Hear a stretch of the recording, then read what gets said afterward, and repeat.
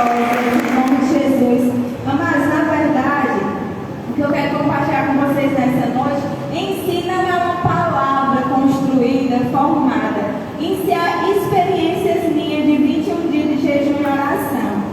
Então foi algo que o Senhor fez que eu vivesse, e foi algo que eu anotei bem antes de terminar o jejum. Quem é da minha célula já pegou a deixa dessa palavra que a gente ministrou lá, né? E o Senhor conduziu a Emerson para estar me conduzindo para trazer. Então, eu creio que você que não escutou essa palavra será edificado, e quem escutou se prepare que será ainda mais. Amém. Em nome de Jesus. E a gente viveu, quem aqui passou a experiência de 21 dias de jejum e oração aqui na igreja? Foi tremendo, sim ou não? Viveram experiências sobrenaturais com o Senhor? Amém. E é interessante que essa palavra, antes de terminar o jejum, o Senhor fez uma construção dela por completo sobre a minha vida e pediu que eu anotasse. E eu fui, anotei toda a palavra e coloquei escrita no meu caderninho, né? Quem me conhece sabe, meu caderninho que anota tudo. E o Senhor me deu a construção da palavra e eu falei assim: Senhor, está aqui, no momento que o Senhor quiser, eu irei passar. E numa célula, era um tema livre, e o Senhor falava só para mim assim: transborde, né? E eu entendi que o Senhor queria que eu passasse para a célula da palavra dele, daquilo que ele ministrou sobre o meu coração. E num período também que eu fui ministrar na rádio, semana passada, não foi, Anderson? Que ontem fez 8 dias, o Senhor só falava transborde, transborde. E é interessante que Deus usou uma pessoa, e a pessoa falou assim para mim: olha, antes de eu ir para a rádio, a pessoa falou assim: 60 pessoas é pouco para escutar daquilo que o Senhor entregou a você. Ele quer que você passe para um número maior de pessoas. E para a glória do Senhor estamos aqui. Amém? E como eu estava falando, durante os 21 dias de jejum e oração, o Senhor me levou em 3 períodos, né? Foi algo realmente sobrenatural. Até eu compartilhei com algumas pessoas mais próximas. Eu falei assim: quem aqui jejuou os 21 dias?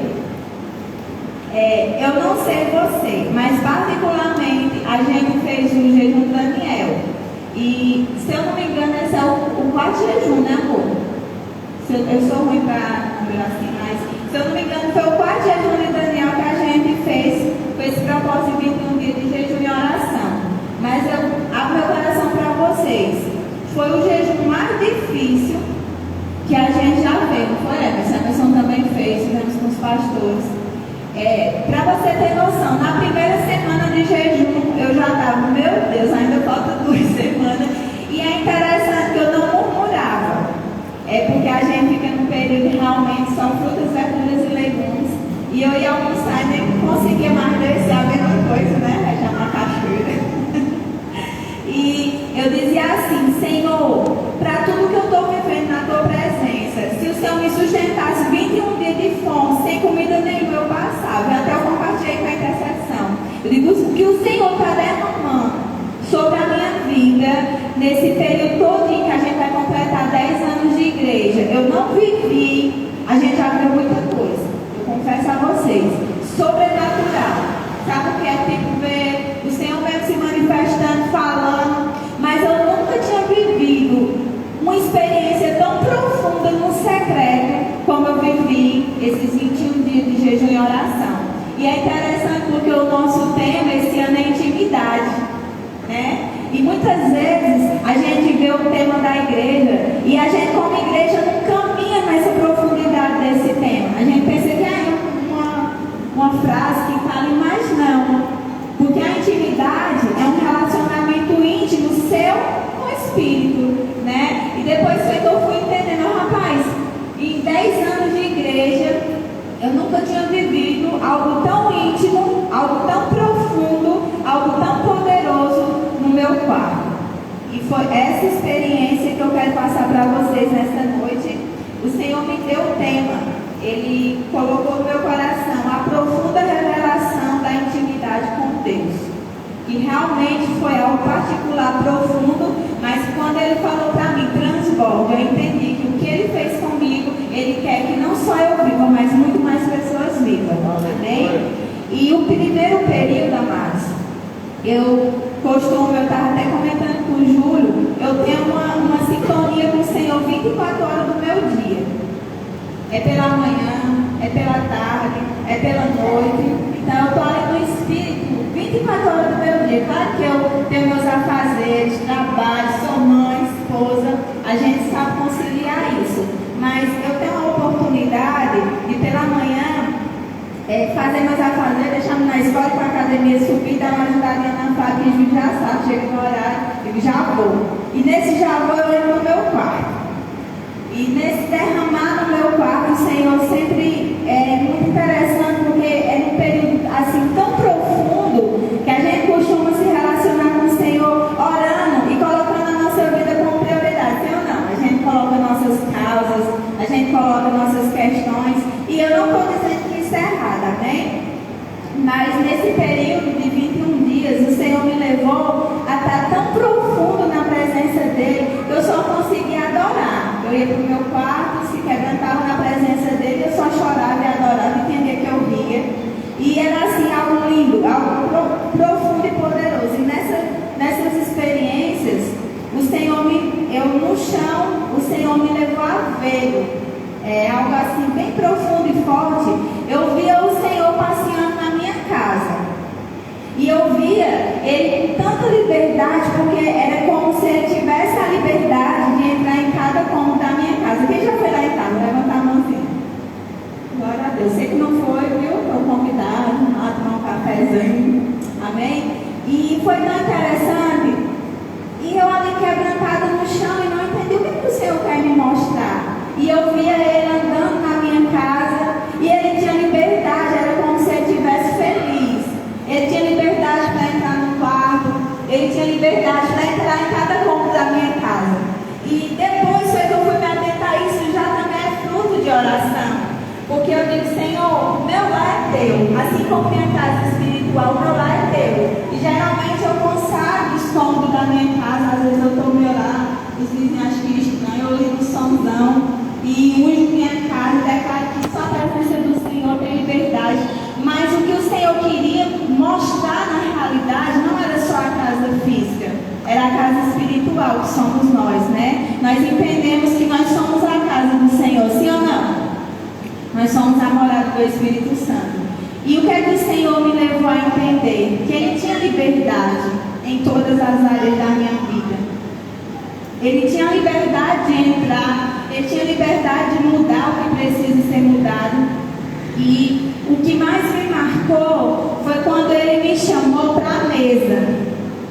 E na mesa, na minha concepção de Deus, eu já vi várias ministrações de mesas, eu já li o livro da experiência da mesa que me marcou muito. Só que na minha concepção, quando eu pensava em mesa, eu pensava geralmente eu preparando uma mesa para Ele. Sempre que me vinha uma mesa com o Senhor, uma mesa, o Senhor quer um relacionamento íntimo de mesa, me vinha eu preparando a mesa. Quem me conhece também sabe que eu gosto de fazer a mesa posta, eu gosto de honrar minha família com mesa posta. Quem chega lá em casa, que é convidado, a gente gosta de fazer isso, é algo que eu tenho prazer em fazer. Só que o Senhor me levou a ver outro nível. O Senhor me levou a ver Ele preparando a mesa para mim. E como foi profundo, porque isso me marcou muito. Eu fiquei a pensar, meu Deus, um Deus, Ele é o Rei dos Reis, o Senhor dos Senhores. E Ele parar e preparar aquela mesa para mim, isso me constrangeu e eu não conseguia nem falar, eu só chorava na presença dEle. E algo tão interessante, Ele falava assim, filha, essa mesa é para você. E Ele dizia, vem, se sente. E quando o Senhor falava, venha, se sente, e era interessante que era realmente na minha mesa, era no meu lar. E eu sentava e Ele começava a me falar, o que é que mesa representa?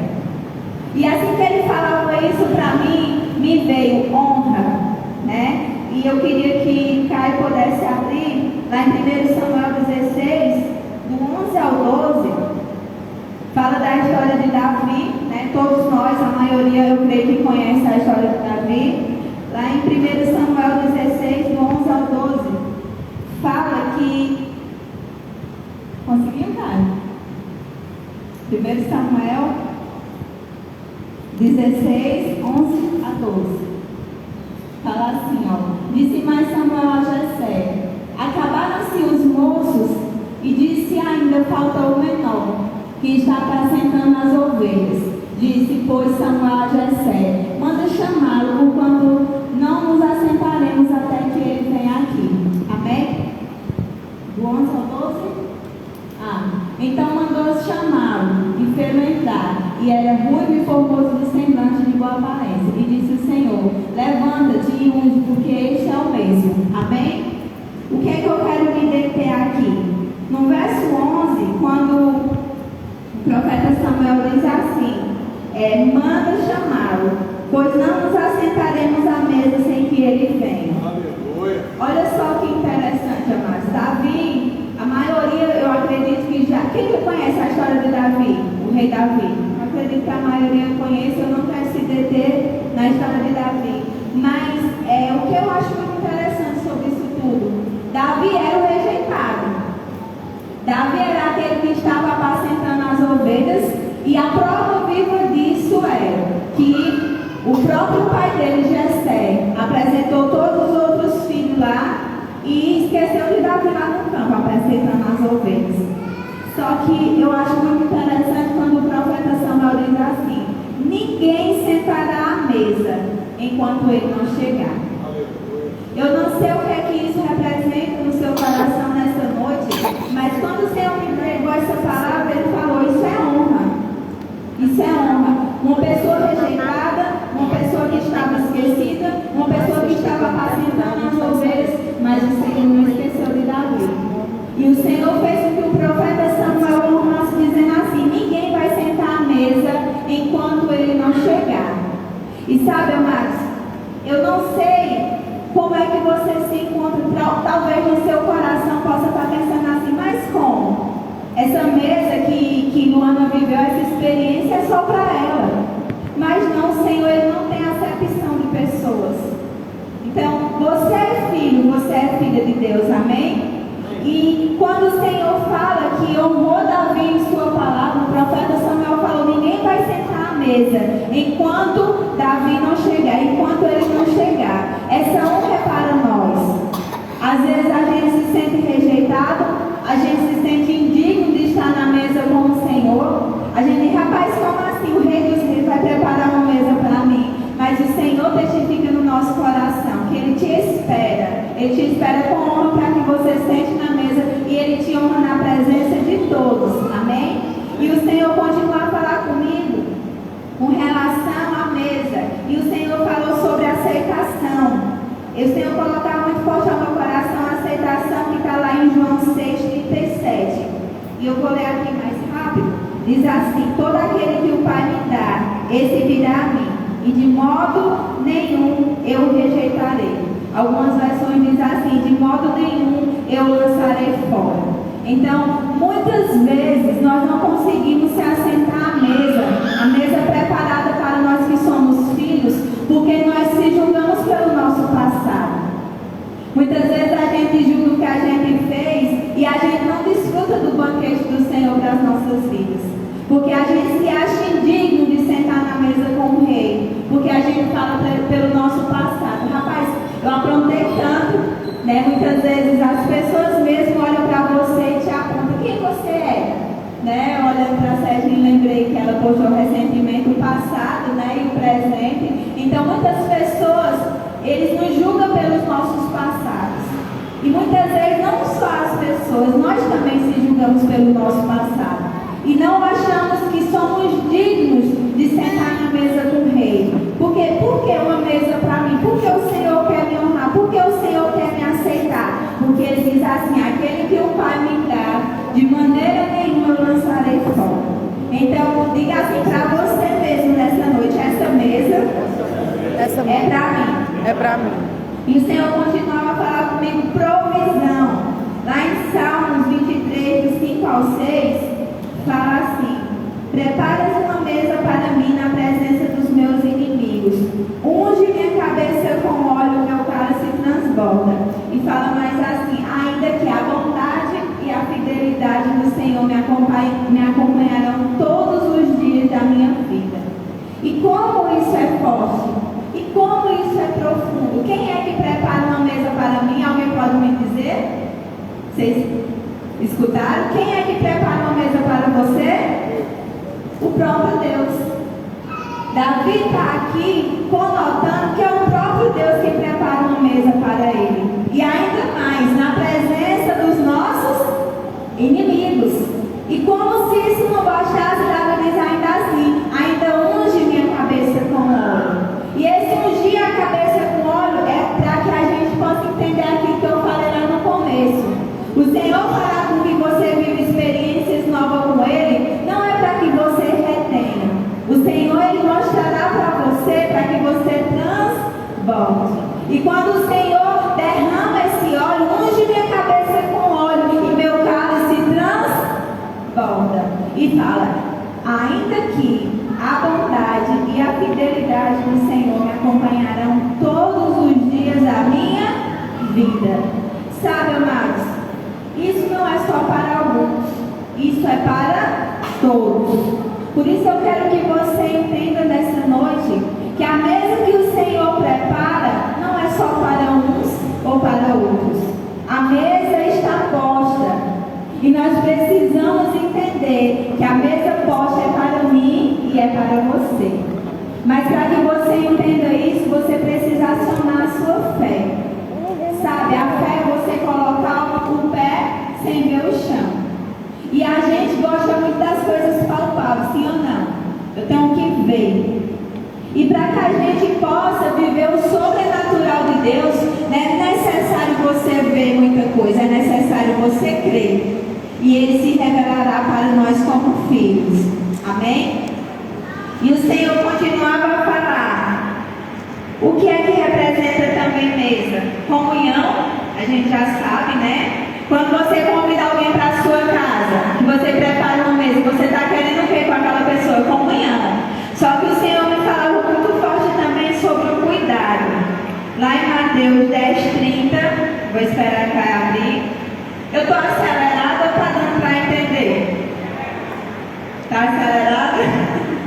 Está dando para entender, tá? É que eu sou ligada, mas amém. Lá em Mateus 10:30, Caio.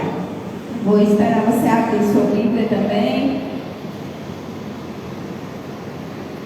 Mateus 10:30 fala: deixem que cresçam junto até a colheita. Aí, isso aí mesmo. Até os cabelos da cabeça de vocês estão todos me ajuda a pregar, meu povo. Na sala é bem mais fácil, que a gente faz pergunta e o povo conversa, mas vocês estão entendendo. Então, o que é que o Senhor está querendo falar para nós? Ei, eu cuido de você. A mesa também representa o cuidado do Senhor para as nossas vidas. E é interessante porque o nosso Deus é tão perfeito, é tão perfeito. Eu quero que você imagine só um pouquinho. Você tem condição de contar os fios de sua cabeça? Cabelo? É complicado, né? Não, o negócio. Mas o que a palavra do Senhor está dizendo? Que todos os nossos fios de cabelo estão contados. Isso é cuidado, sim ou não? Sabe quão imensurável o amor do Senhor, porque Ele nos conhece melhor do que nós mesmos se conhecemos. Ele sabe nossas necessidades, Ele sabe nossas aflições, Ele sabe nossas dores. Ele sabe aquilo que passa no nosso coração, Ele esquadrinha nosso coração, mas Ele está dizendo: ei, eu cuido de você. Sabe, muitas vezes a gente tem buscado esse cuidado em coisas, a gente tem buscado esse cuidado em pessoas, mas esse cuidado vem do Pai para as nossas vidas. E é interessante, o Espírito Santo está me lembrando aqui, muitas pessoas querem se completar com a outra metade, né? Para você que é jovem, que ainda não se casou, muitas pessoas dizem assim: eu vou ser completa quando eu encontrar a minha outra metade. Isso é um engano, né? Nós sabemos que sua outra metade, aquilo que te completa é o Senhor. A outra pessoa só vai acrescentar na sua vida, mas quem te completa é o Senhor, porque Ele cuida, Ele zela, Ele tem uma provisão, Ele quer sabe? E o Senhor ministrava esse cuidado dele para com a minha vida. E esse cuidado dele para a vida daqueles que creem, para a vida daqueles que querem, sabe? Não adianta simplesmente, muitas vezes a gente usa tanta palavra, quem é Deus? Ah, Deus é meu tudo. O que é que Deus é para você? Ah, Deus é tudo para mim. Mas muitas vezes a gente não vive nessa imersão na presença dele, a gente não vive desse cuidado, dessa proteção, dessa honra, desse zelo, dessa comunhão, porque muitas vezes nós não queremos entender aquilo que já está escrito ao nosso respeito, aquilo que já está escrito para mim e para você. E muitas vezes a gente fica com aquilo que o mundo tem dito e não fica com aquilo que o Senhor, que a palavra do Senhor diz ao nosso respeito. E o que me chamou mais a atenção, mas nesse período do Senhor preparando uma mesa para mim, nesse primeiro período, o que me chamou muita atenção foi que ele falava para mim sobre o irmão do filho pródigo.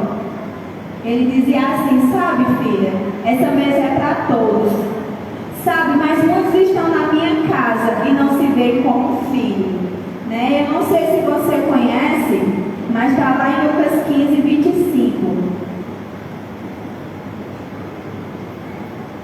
Queria que você pudesse estar abrindo a sua Bíblia, do 25 ao 31, mas eu vou ler só o 25. Lucas 15, 25 fala: enquanto isso, o filho mais velho estava no campo. Quando se aproximou da casa, viu a música e a dança. Então chamou um dos seus servos e perguntou-lhe o que estava acontecendo. Este lhe respondeu: seu irmão voltou e seu pai matou o novilho gordo porque o recebeu de volta são e salvo. O filho mais velho encheu-se de ira e não quis entrar. Então seu pai saiu e insistiu com ele. Mas ele respondeu ao seu pai: olha, todos esses anos tenho trabalhado como escravo ao teu serviço e nunca desobedeci às tuas ordens. Mas tu nunca me deste nem um cabrito para eu festejar com os meus amigos.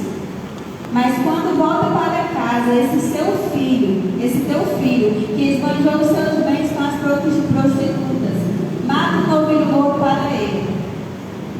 31. Disse o pai: meu filho, você está sempre comigo e tudo que tenho é seu. E o Senhor ministrava forte ao meu coração, sabe? Quantos estão na casa? Quantos dizem ser meus filhos, mas se vê com espírito de orfandade, igual esse filho órfão, o irmão do filho pródigo? Ele estava na casa, ele estava ali, ele trabalhava para o pai, ele desfrutava de estar na casa do pai, mas ele se via como escravo. E o que eu acho muito interessante é esse verso 31 que fala: tudo que é meu, tudo que tenho é seu. E quantas vezes, amados, a gente está na casa, a gente diz que aceitou Jesus, mas a gente não consegue desfrutar desse banquete que o Senhor tem preparado para os filhos. Muitas vezes a gente trabalha, muitas vezes a gente está, muitas vezes a gente é ligado no automático de culto a culto, de célula a célula, mas a gente não desfruta do privilégio que é estar na mesa com o Rei. A gente não desfruta do privilégio que é estar na mesa com o Pai. Muitas vezes a gente está tão envolvido em serviços que a gente esquece que tudo que é dele é meu. Tudo que o Senhor tem é nosso. E muitas vezes a gente é tomada, de certa forma, por não se aceitar, ou de certa forma até por nosso passado, e se acha indigno de receber da provisão do Pai. Mas o Senhor diz para você nessa noite: a mesa é para os filhos. E você é filho.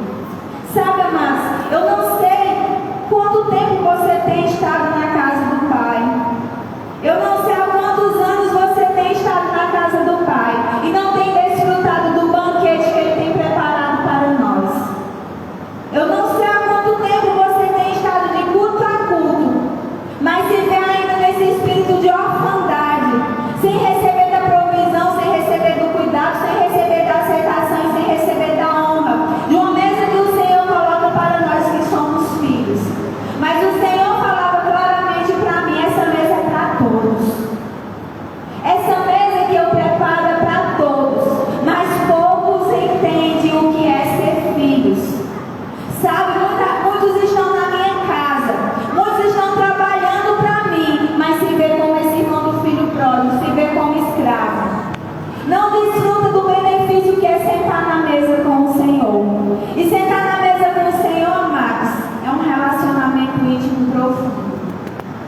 Sabe, hoje eu me deparei com um vídeo que eu mexeu assim, deu aquele movimento no meu interior.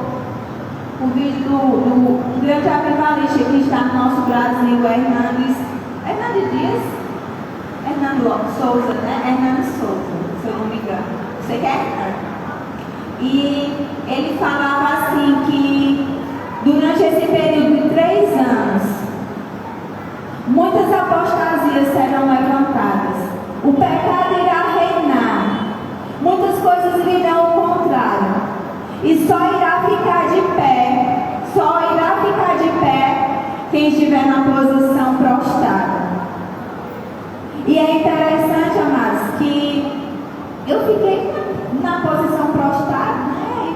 Me veio na cabeça. E ele explica, ele diz assim, que perguntou a Deus, como assim, Senhor, na posição prostrada? E ele fala, né, que quem está assim, ó, como é que alguém que está aqui nessa posição vai cair se já está de joelho? Aleluia. E isso mexeu comigo. Porque o estar de joelho não é você ser religioso. Sabe, eu quero que você tire essa capa, talvez que aprisiona uma religiosidade sobre a sua vida. O que é que o Senhor ministra quando eu escuto esse vídeo? Esse homem está sendo usado grandemente na nossa nação brasileira com avivamento. O que é que eu entendo? Que ninguém cai se já está com a cara no pó. É alguém que se rende todos os dias na intimidade profunda com Deus. Sabe, a gente já está vivendo isso, Edson. Quantas pessoas que a gente conhece no meio gospel famoso já estão caindo? Alguém que um dia abriu sua boca e adorou a Deus e disse que Deus era o Rei dos Reis e Senhor dos Senhores, está se levantando e dizendo que é o que eu indústria gospel.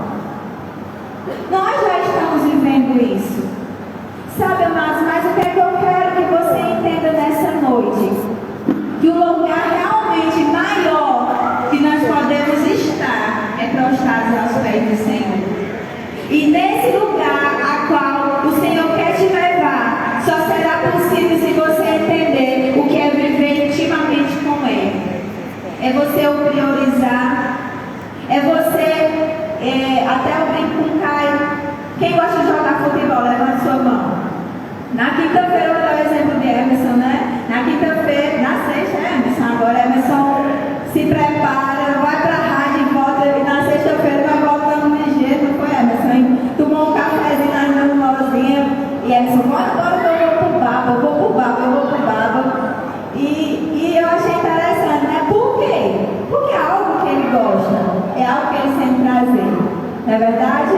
Então, quantas vezes a gente não cria essa expectativa no nosso coração para fazer algo que a gente gosta? Eu não estou falando que isso é errado, mas muitas vezes a gente não prioriza estar na presença do Senhor. Qualquer coisa nos tira da presença do Senhor. Quantas vezes a gente fala assim, Senhor, eu estou precisando de uma porta de emprego e tal, e ora pedindo essa porta de emprego, e a porta de emprego aparece. Aí o que é que acontece? O tempo que tinha para estar aos pés do Senhor, para ter relacionamento com Ele, eu estou cansada. E realmente muitas vezes a gente deixa a bênção virar maldição. Então, o Senhor, amados, está nos querendo levar como igreja a viver nesse tempo mais profundo de intimidade com Ele. Amém? Então, repitam comigo, a mesa é para mim. Agora com fé, meu amor. Você quer convencer quem que o Rei dos Reis preparou a mesa para você com essa fé aí? Diga assim, a mesa é para mim.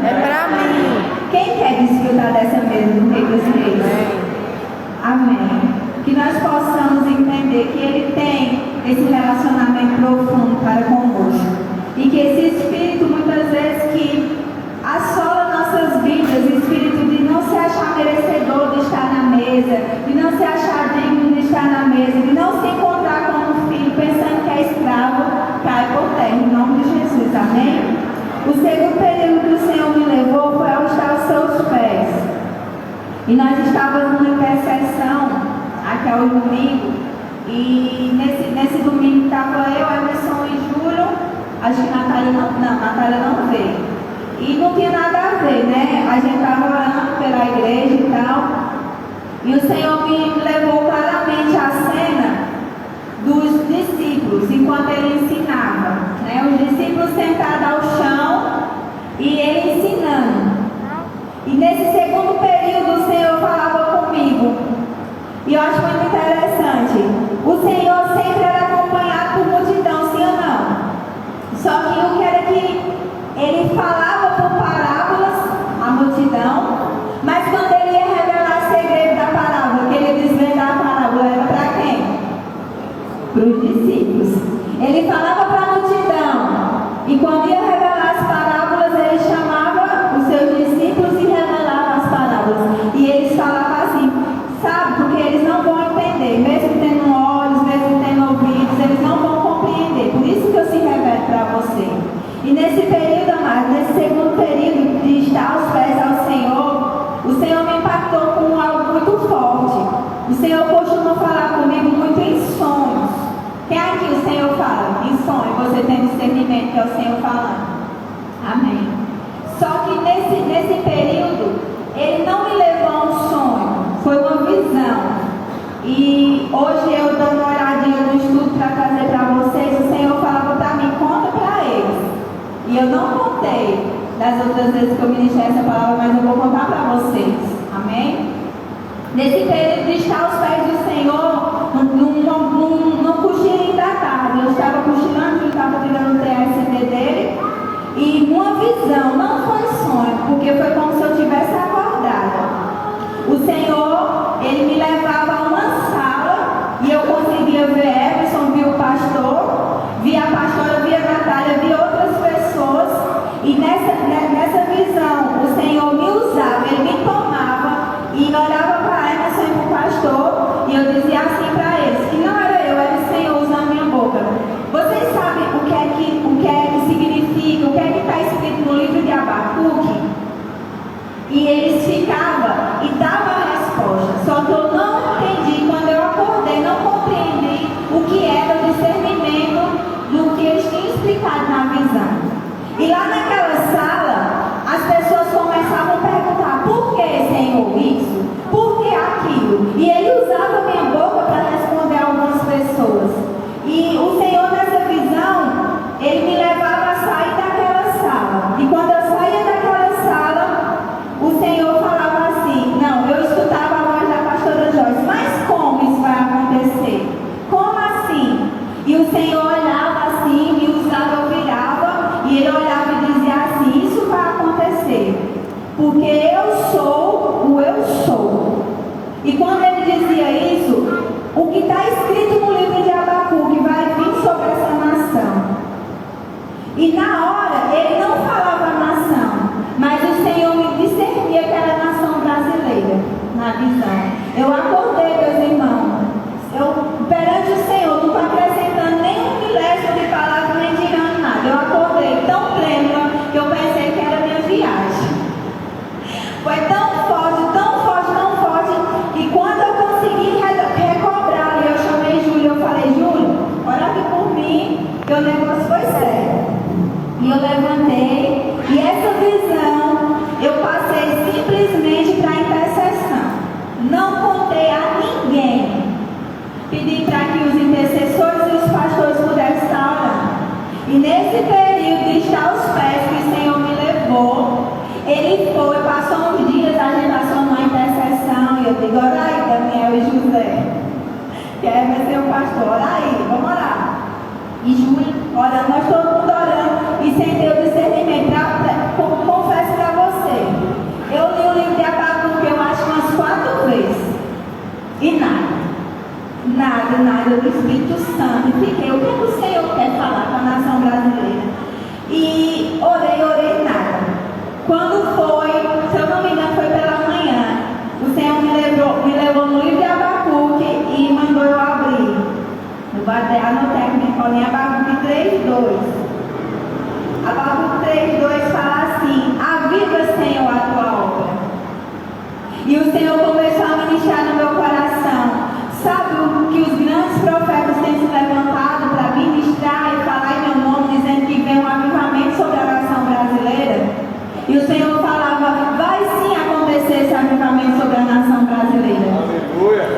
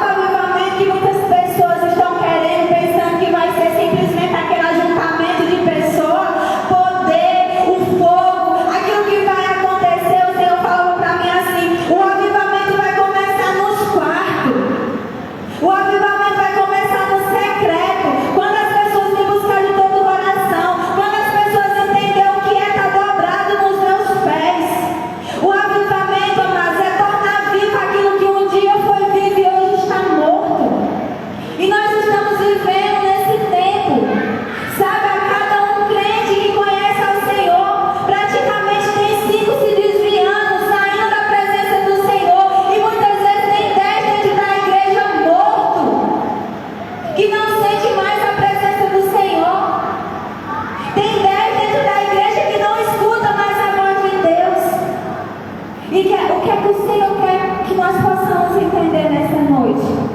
Está aos seus pés. Ele vai realmente avivar o nosso coração. Ele vai realmente acender o fogo do primeiro amor.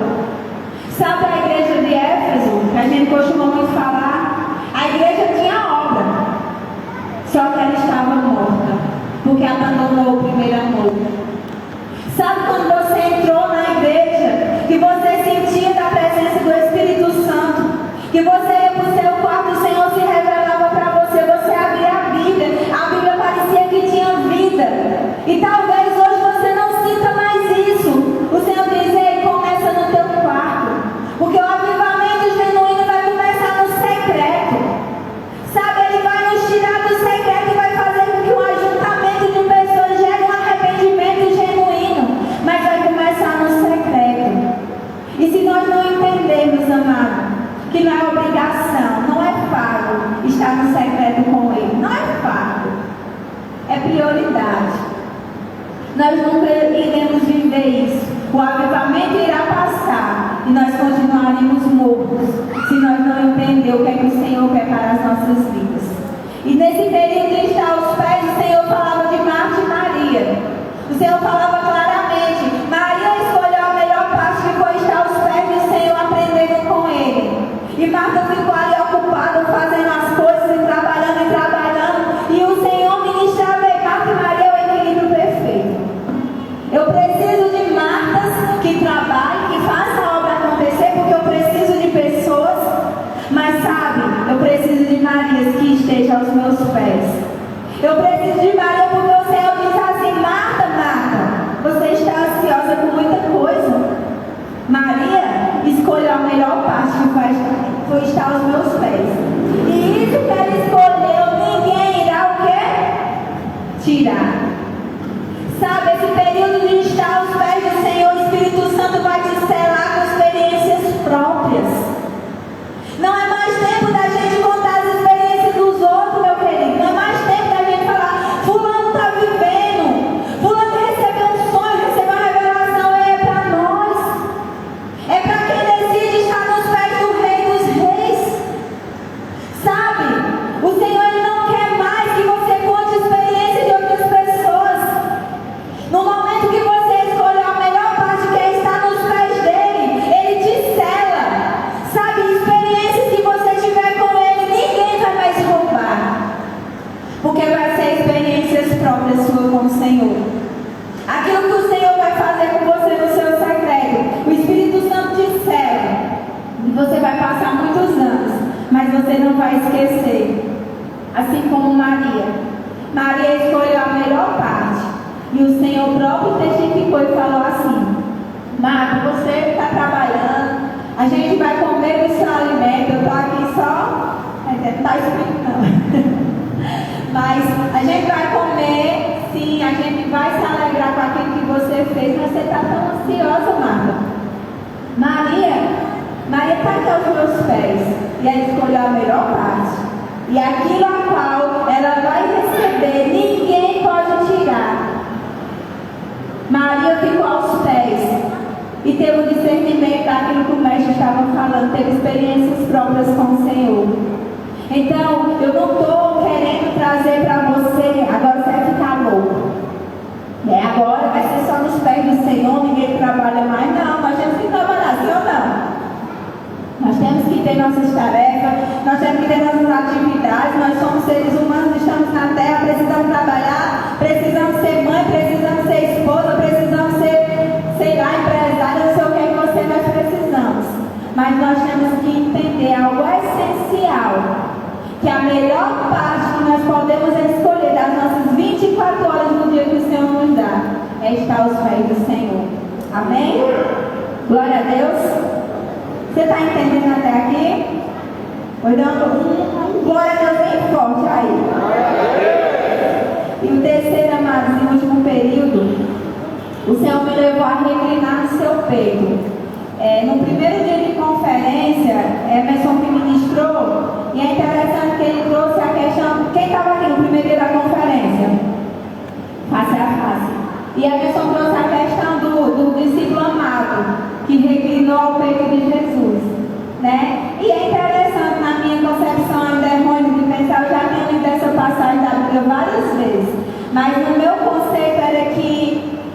Jesus se levantava e dizia assim: um de vocês vai me trair. E todos perguntavam: quem, Jesus? E ele dizia a todo mundo, né, que era Judas, beijando Judas. Quem aqui pensava assim também? Para dizer que eu passei sozinho. Vocês tinham noção que foi só João que entendeu? Opa, boa, tá? Vocês estão on com o pai. E na conferência, o Senhor me mostrou, né? Emerson ministrou, e que essa questão de João reclinar o peito de Jesus, Pedro manda João, né? João, pergunta a ele quem é que vai trair. E João reclina, né, no peito de Jesus e diz assim: quem é, mestre, que vai te trair? E Jesus só fala para João, né? Aquele a qual eu beijar, esse será o traidor. E é interessante que tinha ali todos na sala, né? E só a João, o Senhor deu discernimento e deu a revelação, né? Disse a João quem era o traidor. E é interessante nesse período de reclinar o ouvido no peito de Jesus, o Senhor falava muito forte no meu coração, que quando você está reclinado no peito, é muito mais audível a voz, sim ou não?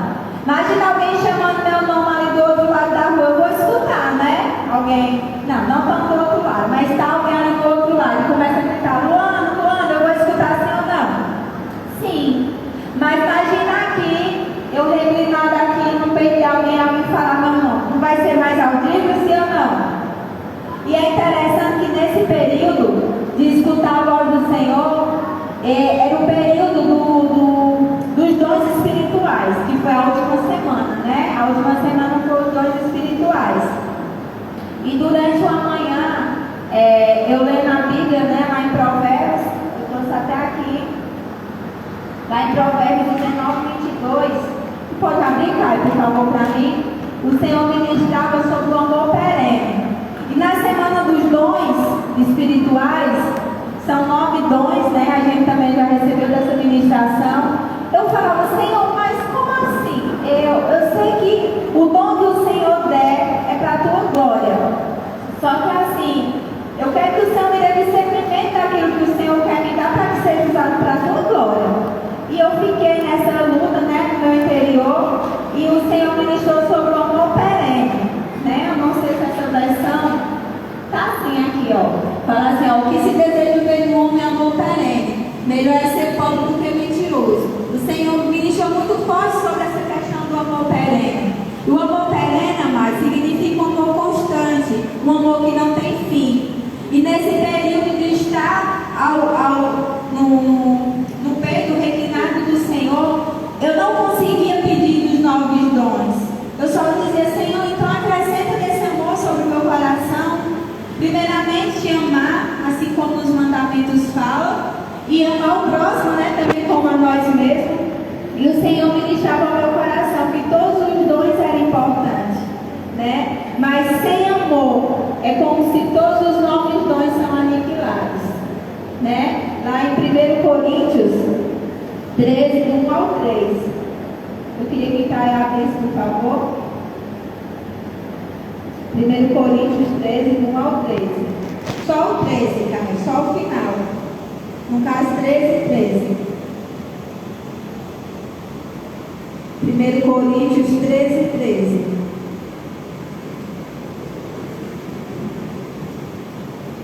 Fala: assim permanecem agora estes três: a fé, a esperança e o amor. O maior deles, porém, é o quê? O amor.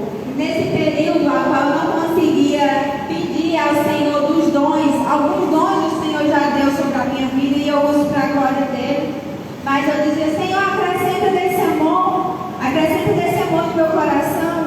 E é interessante, amados, que essa última experiência que eu tive com o Senhor, num período também pela manhã, sentada à mesa, o Senhor me falou como se eu estou escutando a sua voz. Ele falou assim: você vai falar do meu amor para uma pessoa, e não será fácil.